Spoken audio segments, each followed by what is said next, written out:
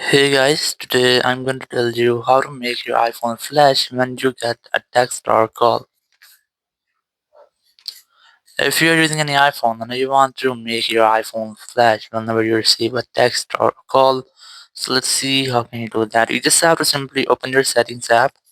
Now in settings, very first I recommend you have to try to update your software to prevent any kind of issue. Now to do this, you have to simply go to general section, go to software update, and just try to update your software. So after updating software, you have to simply go back, and here under general you'll find the accessibility section. Select this. Now just scroll down and look for audio and visual. Here's the audio and visual. Select this option. Now further scroll down and you will get an option of LED flash for alerts. Select this and enable this toggle to enable this setting for your iPhone.